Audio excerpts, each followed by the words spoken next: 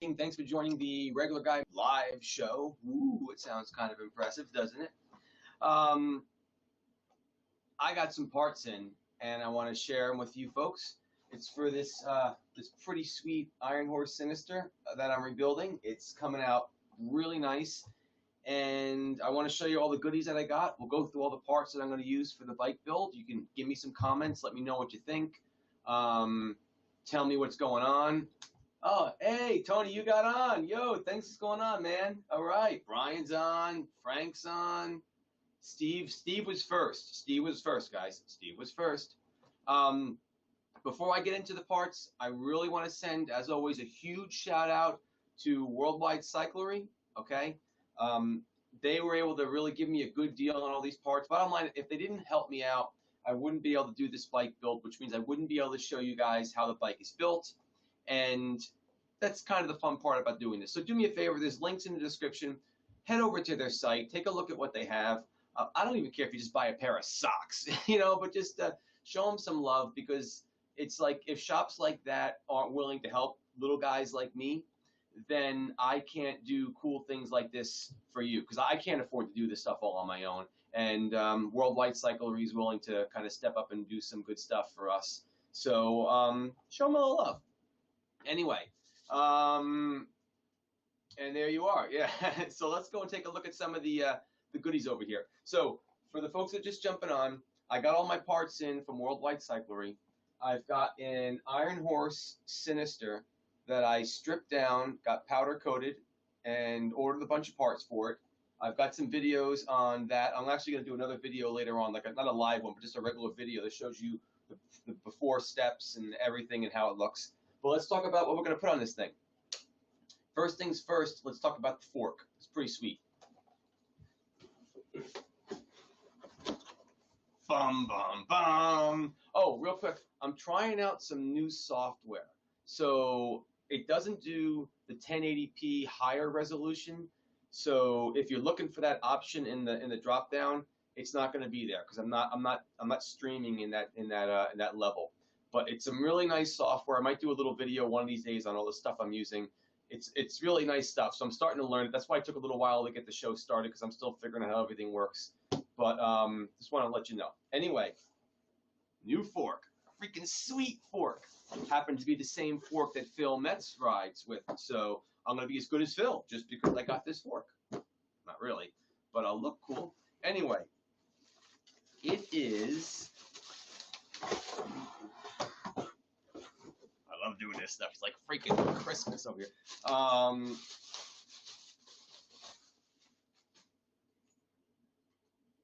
Just got this Manitou Circus dirt jumper fork. So the bike is not for cross country or trail riding. It's more for free riding, street, urban. Bottom line, really what it's for, it's to teach me how to manual, wheelie, bunny hop, all those essential skills that it's just a little hard to do on my, it's in the garage, the Remedy. I'm finding it hard for me. Doesn't mean it's hard to do it on that bike. Maybe someone with much better skills than me could. I can't.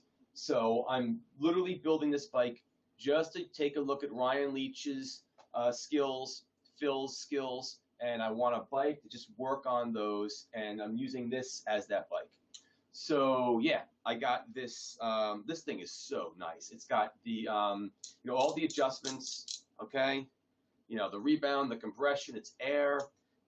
It's not one of the older dirt jumpers which had a coil inside of it, so it's lighter.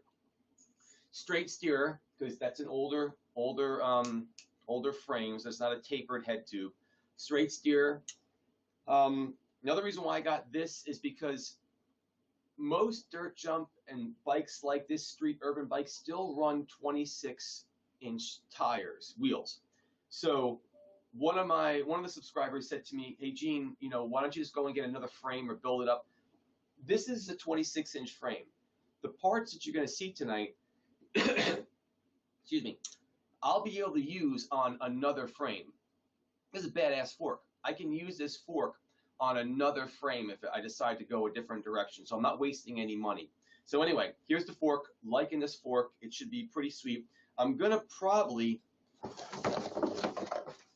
came with a bunch of stickers. You know, got some nice stickers over here. So I'm gonna probably take, I mean, the red's not gonna cut it. So I'm gonna probably take some of the stickers off. Obviously, regular guy mountain biking stickers have to go on it. Sponsor stickers, and change these around. So here's the fork. Tell me what you think about the fork. All right, this is gonna be the fork. I'll put this over here. Well, yeah, that's right. Yeah, Tony, you were over at WorldWide Cyclery today. I gotta, you know, let me know how that goes later on. Do the text thing. Great guys over there. So I'll be curious how that went, and that's cool. And probably gonna buy. Cool. Hey, Brian, thanks a lot, man. And looks like Biker One, Robert, Biker One. Anyway, I just posted up a video from a bike check I just did with him. He's putting some comments up right now. I can see them on the other screen. So shout out. Ooh, Tony MTB dropping the money. Uh-oh, with the super chat. Thanks, Tony. All right, that's awful sweet of you. Man, now I got to be extra nice to him. Will that fit on my remedy? Hey, Frank, it's mine. Don't go there. Check out that video. I just posted it up. It's a nice bike check I did with Robert from Biker B1KER. Anyway, there's links on the channel. Really nice guy. Had a good time doing that one. So, oh, what are you getting, Steve? Steve, looking to buy a Fox. Oh, Chuck soon. Are they going to give you a discount code? Actually, I will check on a discount code. Well, there is an affiliate code, so anything you do click on from my thing, I'm not gonna lie to you guys.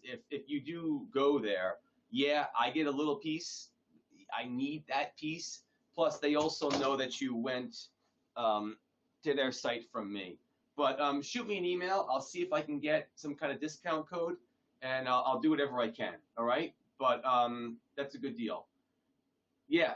Okay, Brian. The travel is a. I think it's 100. I think I went with the 100. Yeah, the 100 millimeter fork. Yeah, it's 100 millimeters. 100, 110. Well, I got the shorter one because this one is, yeah, what did I get over here?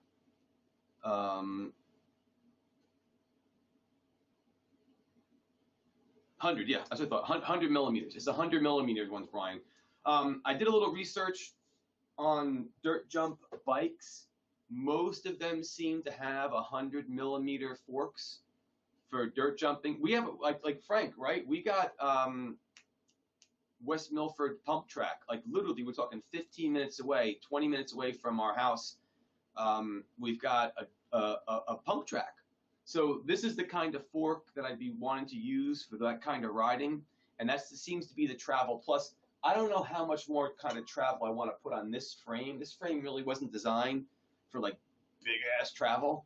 So that's it. The other thing too about this fork is I'd have to get a little help, but I can internally adjust the travel on this to probably get it back to the larger size. So I could get it to a longer travel fork if I wanted to, but I don't know if I want to or not. Yeah, Biker One is a good guy. Definitely good channel, Brian. Yeah, good shout out to Biker One. Okay, so hey, let's take a look at what else we got to play with over here. So this is just, I'm putting on some Maxxis. Okay, we got some Maxxis Holy Roller tires. How you doing? Holy Roller tires. So let's see if I can get the tread in there for you. Yeah, that's a pretty good tread. So I used to use a different tire back in the day, and that one was really for street. I forgot the name of it, and there was like no tread on it, but it was like for using in a skate park house, like in a building or like solid street. This is a little bit of a mix, but it's got that actual tread on there, so it's gonna be a pretty solid tire, but it's got tread to do some level of dirt, like dirt jumping and stuff like that. I wouldn't say this is going to be a trail tire because of the way the knobbies are, but I've got two of these guys, and they should be pretty badass. They're called Holy Rollers from Maxxis. So those are going to be the tires that we're going to be using over here. Make sure everything's working over here so far. Good. Yep, everything's working. Excellent. Now, I didn't have a boatload of money, even though WorldWide Cyclery did hook me up and made this a possible task. So I'm going with some original wheels that I had on the bike. This one's a Sunrim Rhino-Lite with, it feels like a boat anchor. And this is some, what the hell is this thing? Alex rims. I don't even know. I got these things a long time ago. So I didn't have the money right now to get new wheels. I want to go and get these. They're called Spank Spoon 32s. Spank Spoon 32s. They've got a nice wider rim, which will give you, so the wider the rim, the more the tire has room to kind of open up and kind of breathe a bit. You know, if the rim is really narrow, right, you don't have much room for the tire, but it gives you some room to kind of spread out a little bit and open up. So it's got a nice wide channel. Seems to have gotten some decent reviews. They're not that expensive. The other reason why I want to get those wheels is because the hubs that are on them can take hub adapters. So the rear hub that I need for this frame has to be a quick release. That's kind of old school now. Those wheels have adapters, so I can take the quick release cup links off, and I can put in through axle adapters, so I can use those wheels on frames later on. So I'm really trying to be smart about this and get parts that I can use if I want to go and change the frame later on. I'm not saying I'm even going to have to do that. It's not like I'm all that great at this and I need something special. But on the other hand, I don't have a boatload of money and I don't want to waste it. And who knows, maybe I'll find a frame company that wants me to do something for them and I'll be able to go and move the parts around. Okay, so that's going to be the, those are the tires and those are the wheels. Tuning in from New Zealand. Oh, dude. Nice, we got a guy on from New Zealand over here, tuning in from New Zealand. Cool to see a budget build that isn't a catalog. Yeah, thanks. Well, you know, definitely budget. But it's a budget, but it's not like, I mean, like, this would be a fork. So you're just tuning in now, my friend. This Circus fork, this is a pretty damn good fork regardless. So some of the things I try, that's why I didn't go and do anything for the wheels right now. The fork is the fork I'd want to go with. These tires are the tires I'd want to go with. The wheels, when I can get the money for them, they're the ones I'm going to want to go with. So they should be pretty good. So let's keep on moving. I've got a set of race face handlebars. These are, what's the rise on these things? Yeah, 3/4 of an inch rise. Now, I don't know if I'm going to go with this or not. The rise is not all that big. I don't know. I'm going to move the camera up a little bit here for a moment. Okay. I don't know if you can see the fat bike up here, but the fat bike has got like a really, like the handlebars are a really big rise. And I think I'm going to want to go for a bigger rise. Oh. There we go. I think I'm going to want to go for a higher rise handlebar. So I'll probably take these and put these on the fat bike and take the fat bike bars and put them on this. So why do I want a higher rise? Remember why I'm building this bike. I'm building this bike to learn how to manual and to learn how to wheelie and stuff like that. The higher the bars I can pull it up, this is what I'm reading. Okay, so if I'm wrong, put something there on the chat and say, Gene, you're dead ass wrong, and I'd like to know that so I don't go the wrong direction. But that should help me pull the bike up. Now I can also adjust it with the, you know, by adjusting where I put the stem and bring it up a little bit like that too. So we'll mess around with this, but luckily I've got the options right here to try some different things. What's going on with Steve? Just bought a set of Sunflows from Performance that had that option. For like 300. Steve, if you wouldn't mind sending me a link, Gene at RGMTB.com. All right, here. team@rgmtb.com.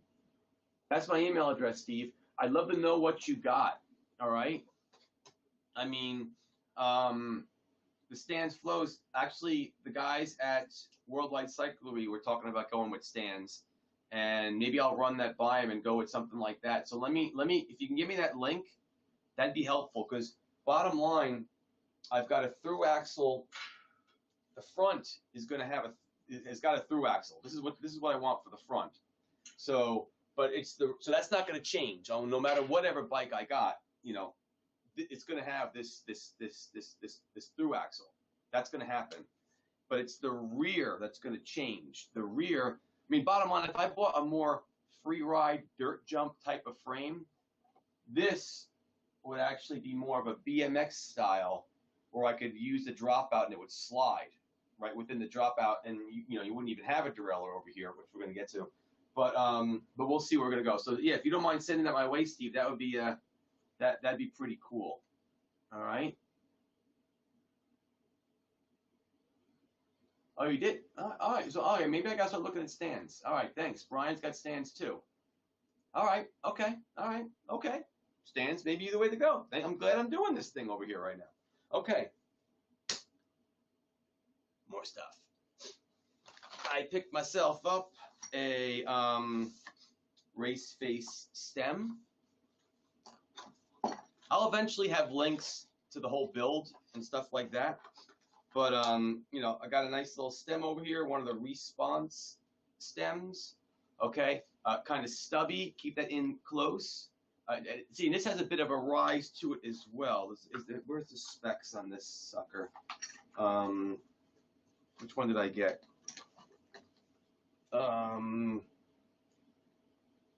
Yeah, 45 millimeter stem, 10 degrees of, well, you know, you can go either way, but 10 degrees of rise.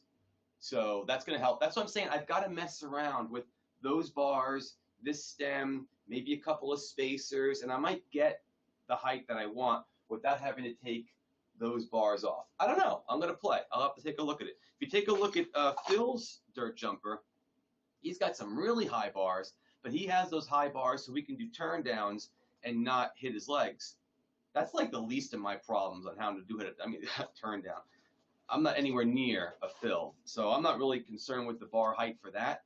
I want to learn how to manual and wheelie and bunny hop, and this bike hopefully is going to help me. Hopefully, help me do it. More stuff. All right, it's coming. Okay, I'm talking too much, Tony. I know. All right, here we go. I got to plant my fat ass on something. So a lot of I've always known WTB to have a nice seat, and a lot of the guys that I've been doing the bike checks for, or with rather, they've been liking WTB. So I got a WTB Pure seat. You know, it's you know. Anyway, new seat, decent seat, pretty light. Got myself a new seat. All right. A set of lock-on ruffian grips. They look kind of nice, you know, ODI. So I got a set of these guys. Yeah, not like Phil. Yeah. Well, what my back's feeling like now, Frank. It might not be for a little while, but got a set of grips over here. ODI. ODI is a good brand. I like the lock-ons. So this will be nice. Yeah, Brian. That's right. I think actually, Brian, I remember you saying that when we talked. You like the ODI grips, so they should be pretty good. Now, let's talk about Drivetrain. This is going to be a little bit of a hodgepodge because I needed to save some money and mix some stuff up. Plus, to be honest, I only want to invest so much in this right now. So, you know, before I show you these.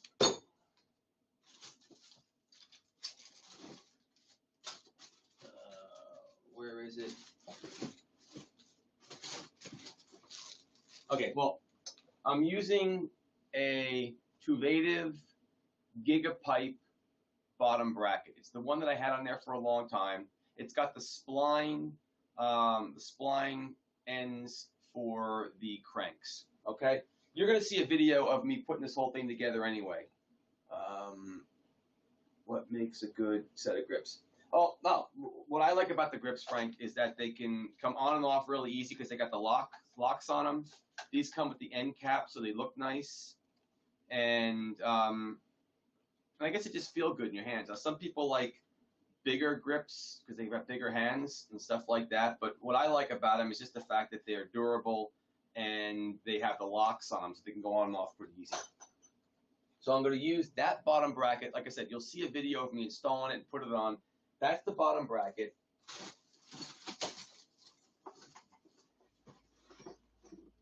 Oh, here it is, right here.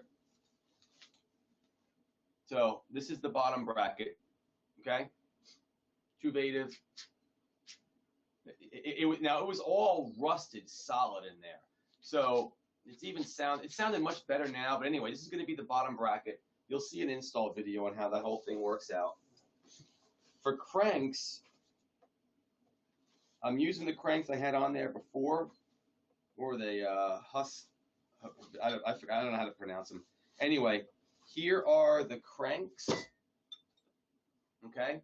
Again, I'm trying to keep the money down because I only want to spend so much on this. If I was really going to go crazy with this, I might even look into getting like a set of profile cranks that are really designed for this type of riding. But I'm not really that good. I'm not going to be going off of massive jumps, and I already had these cranks. Now, these are 2x cranks, okay? So if you could take a look over here, you know, you've got the outer place to put a ring, and then the inner, okay? I'm going to do the same build I did on that fat bike over there. I've got myself a wolf tooth, okay, a wolf tooth bash guard. So this bad boy is going to go and replace the outer ring and be a bash guard. So I'm going to use, well, I like wolf tooth stuff. You've seen I've done a lot of reviews for wolf tooth. They make good stuff. So I'm using their ring, their bash ring, to replace the outer, well, the outer ring. And I've got a really little 26 to take care of where the granny gear would go. Remember, not a trail bike. I'm not looking for any kind of speed. Honestly, I want the gearing to pick up that front end. So a gear this little is going to give me the gear ratio that I want to pick up that bike. Okay? So that's what I'm doing for the gear for the front. I've got the cranks I had before, but these cranks I got all powder coated. He did such a nice job with the powder coat. They came out beautiful. So the cranks look brand new, and that's what's going to go on the front of this thing, and they're going to go on that gigapipe bottom bracket. Okay, just make sure this is all working.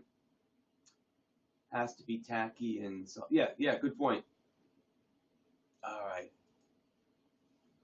Cool. All right, everything's working good.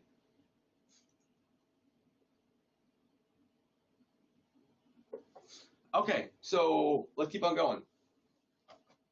For the rear, for the cassette, I'm going 10 speed, okay? That's, again, trying to save some money. I'm not going with 11. I don't really need 11. It's not a trail bike. I'm not taking it out and doing that kind of stuff. So I've got a cassette from Shimano. This is a 10-speed cassette. It's an 11/36 tooth. So with the 36, that's about as big as I could find on one of these things. The 36 and then that 26, that's like a pretty nice, like I'll be spinning. It'll actually be too much. So that's good. So then I can go down a little bit. I'm not looking for speed. I'm looking for the right ratio for torque to pick the bike up. So that's the rear cassette. Okay. I picked up a set of chainring bolts, right, to put the whole thing together. I got myself a SRAM 10-speed chain. Okay.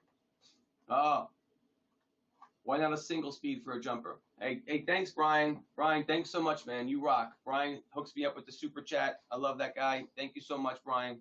Why not go for a single speed? Because I am going to be riding this to get to places. Where I live, I'm going to probably ride this down to the lake. I am going to ride it to where I want to go. So I didn't want to single it out yet. It's a good point. But the other reason why I didn't single it out is because even if I do a single speed, Brian, I've got to put some kind of chain tensioner in the back, some kind. So think of it this way, dude. If I went with a single speed, okay, it doesn't change the front, right? Doesn't change the front. I only got one ring up here anyway. So the front is going to be this probably anyway. The only thing it changes is the back. All right, the cassette's the cassette, whatever. But I'm still going to have some kind of device here to keep the chain. So that means I still have a Derailleur Hanger, and I still have a vulnerability spot that something can break. So if it's not going to make that go away, then I might as well go and have the gear so I can actually ride around and use it. So that's my rationale for it anyway. We'll see what happens. Okay, so where am I at over here? The chain ring bolts. Okay, this frame has IS. It has IS brake mounts. Okay, IS. I'm pretty sure it stands for industry standard or international, maybe international standard. So forgive me if I got it wrong. But anyway, the more common way to mount a brake caliper is post mount. 2 posts coming up, and the caliper goes on top. I bet you, if any of you guys go and take a look at your bikes right now, that's the most common. The reason why that's the most common is because the post is like this, and then your caliper goes on, and where the caliper goes on is a small little channel in there, so it can, you put your brake caliper on the posts. You don't make them that tight. Then you go and you crank the brakes on. What I usually do is I put a rubber band around it to keep it tight, and if you don't make these too tight, that crank in centers your caliper on your rotor, because this can slide.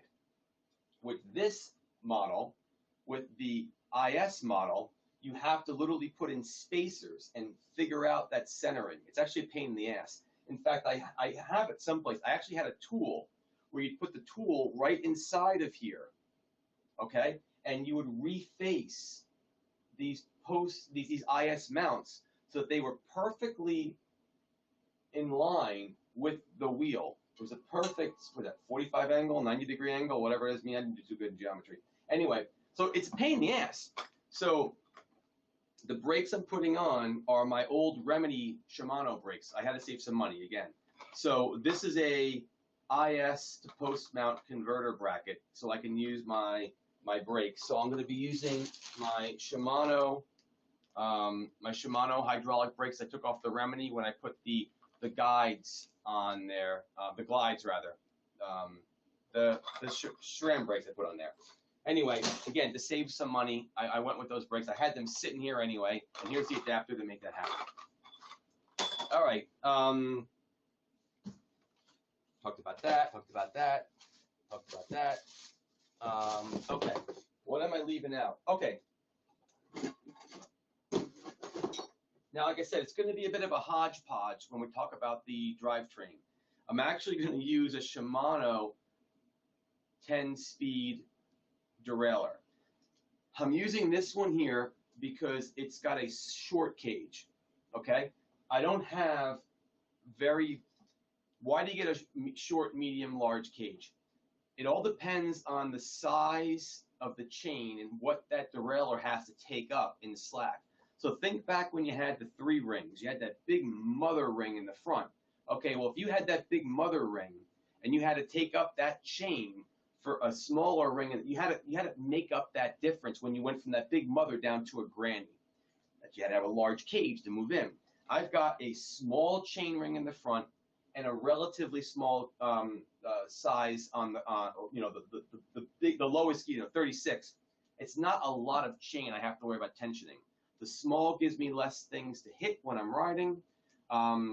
This one does have the clutch in it, and I already had this, so it's going to save me a couple bucks. All right, so I've got that puppy that I'm putting on. So, and then I also happen to have sitting around a SRAM 10-speed XO shifter. I like the SRAM shifters. They're on everything. So this is definitely going to be a mix of parts. So I've got a SRAM shifter. I've got a Shimano cassette. And I've got a SRAM chain and a Shimano rear derailleur. And I've got wolf tooth narrow wide ring in the front. So this is like the bastard stepchild kind of mutt of a drivetrain. But it'll work because it's not too far off from what I've got on my fat bike. So that's what I'm doing with that stuff. So that should work out pretty cool. So what do we go here? I got the tires, the brakes, bottom bracket. What am I missing, folks? What am I missing? Am I missing anything? You got my SRAM. Yeah, SRAM shifter with Shimano derailleur. Yeah, I know. But here's the deal, dude. At the end of the day, the travel that the rear derailleur is going to make is going to be the same spacing on a rear cassette. It's all the same. It really is the same. In fact, it's identical. And the derailleur is just gonna go. The derailleur has two endpoints. It's got a low and a high, and it's gonna go somewhere in between. It's not like it's notched. So long as that chain, that cable pulls it into each spot, it should be okay. Not ideal, but it'll be all right. Just not that smooth. Yeah, there's a chance.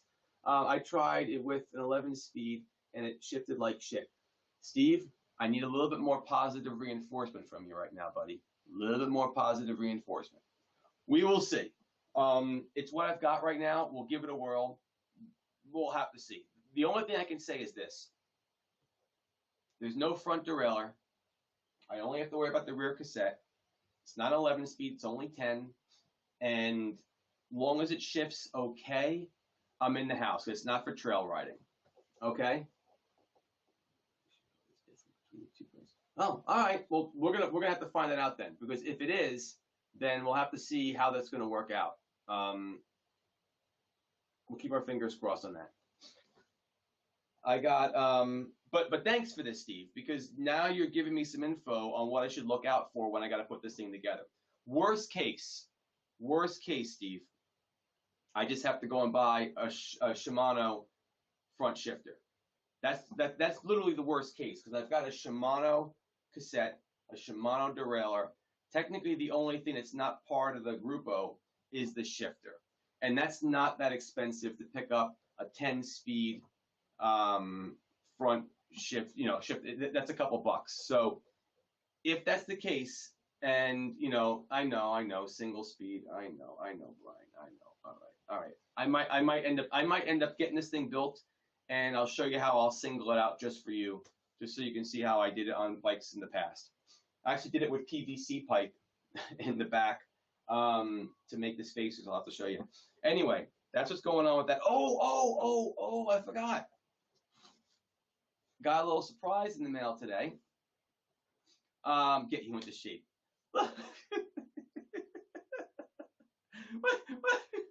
Thanks a lot, Brian. Actually, I had to change cameras because the other one really made me look fat. All right, anyway, look what I got in the mail today. Can you see this? Remember when I did just giving you, that's why I like you so much, Brian. Remember when I did the hide the tools video about, well, I also reached out to some of the companies, and one of the companies I reached out to was Rugged Components, and they sent me a sample.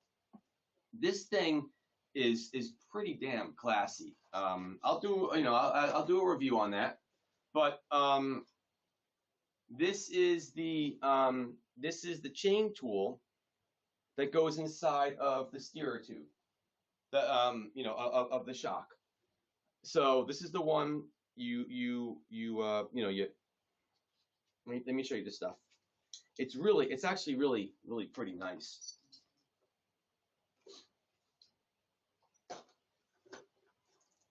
let me. Oh, 1 second. I'm hitting my mouse over here by accident. Don't mess up the screen, Gene. Come on, don't mess up the screen. Damn it. Okay, so you guys know. Well, let me tell you here real quick. Inside of your steerer tube is something called the star nut, and that's what you use to put that little cap on, and that's how you pull your steerer tube up through the fork into the steerer tube and the stem, and that's what you compress everything with. And you just tweak it so everything's nice and tight, and then you tighten down your stem. So you got a star nut in there. What this kit gives you is this massive tool over here to basically beat the crap out of that thing. Get it out. Come on, here we go. Here you go, I'll show you. This thing, you put this in here, and it would probably stop right around here for your head tube. You just bang that thing down, and you're gonna beat that star nut down. Sorry, I had the mouse over here so I could answer questions, and I dropped it. You beat that star nut down. After the star nut's all the way beaten down, you would take this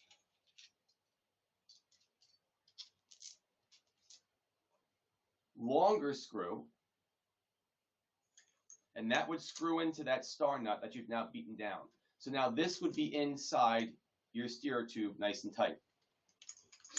So now that this puppy's in there, you'd be able to take your multi-tools that they give you. They go in there like that. Can you see that? And then these guys hide right inside of there. And then it comes with a cool little cap that screws on top. It's actually a pretty elegant design. Everything is all aluminum, no plastic, no crap. It's solid.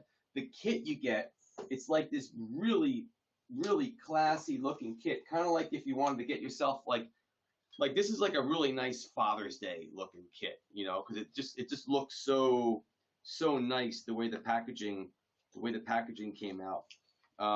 It's just really, really classy looking. And the other nice thing too is that technically I could use this on other bikes if I wanted to, because we did talk about this about, well, what are you going to do if, you know, can you put it on other bikes? Well, I can beat the stem down on the other bikes, and I could transfer this to other bikes if I wanted to. I'm probably actually going to use this on this bike build, and the reason why is, and like, you know, I think actually, Brian, you actually mentioned this yourself. You got your multi-tool in your backpack anyway.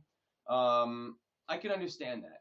So my cross country, you know, I ride my Remedy or going out on the trail, I'm always going to have my backpack with me anyway. I would like to have a tool like this right at my fingertips. I'm not saying I might not try to get another one, but when I take this bike out, I'm not going to have my backpack and my multi-tool with me. I'm just riding, going having some fun, and I'm going to have a tool set right there in the front. So it should be pretty helpful. Other than that, guys, that I think is pretty much the bike build. I don't really know. Let me see if I can get any things over here I forgot. But I'm pretty sure that that's the whole thing. You guys got any questions on it or anything like that? I think it should be pretty sweet. I'm going to start the build pretty soon. Well, see, that's what I'm saying, Brian. It's a nice way just to keep a couple tools with you. And I'm only going to need a couple tools when I'm riding around with this thing. You know, just to tighten something up. I'm going to be beating on it. They'll be right there in the steerer tube. So that's pretty cool. I don't know. I think it's going to be nice. I definitely see the reason for it. I definitely see a use case. I also think it's a great thing to have for a racer. But for us, for casual cross-country stuff, you know, I'm not really sure which way I would go. See, I wasn't sure, but is there a Derailleur Hanger? That frame? Yes, there is. It's right here, my friend. Here's a Derailleur Hanger, Steve. And I luckily, I don't know if you guys realize this or not, but most of your Derailleur hangers are pretty standard. A lot of them are anyway. There's a company called Wheels Manufacturer, they make most of the Derailleur hangers. So this is a really old frame. I think it's like 2004 or something like that. Went to their website, found the model. Actually, what happened was when I took this Derailleur hanger off, Steve, it said it right in there. Wheels manufacturer, dropout 38. I went online, and is it in here? Yeah. Here, I went to wheels manufacturer. I put in Derailleur hanger 38. Is it 38? They had it right there for me. So I got it. It was all good to go.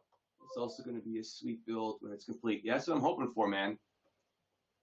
Oh, and Steve, I just got that email. Thank you so much. I'm going to take a look at those. And Brian, I'm going to take a look at the ones you got too, because, I mean, I do want to get the nice wheels and kind of finish this thing up and make it all sexy like. I just gotta see if I can pull it off or not, but I'd like to give it a try. But yeah, I got this. I got an extra Derailleur hanger because I am a pretty crappy rider, and I don't want to jinx myself, but I gotta have a reality check that, you know, stuff's gonna happen. So anyway, that's what I got for the bike build. I am going to be working on this maybe over the weekend, and I don't know if I'll do that live or not because I want to try to video some of these different sections. So I'll have a video for, you know, how to install a bottom bracket, but I don't really know. I might just do it live just so I can get the whole thing done and show you guys what it's like. It's really going to be a nice clean build and it should look good. So that's all I got for you guys tonight. Thanks so much for tuning in. It's nice to have some people on this when I'm doing a live show. So it's like I'm not talking to myself. So it's actually kind of fun. So I really thank you guys for joining me on the show. Stay tuned for the rest of the bike build, and we'll see how this baby looks when it's done. That's all I got for you folks. Have a great weekend. Keep the party on the pedals, my friends, and I'll catch you later on. And Super Chat guys, thank you so much. I really appreciate that support. That's really nice of you. It actually really means a lot. So I thank you. That's really cool, you folks. Good night, everyone. You have a great weekend.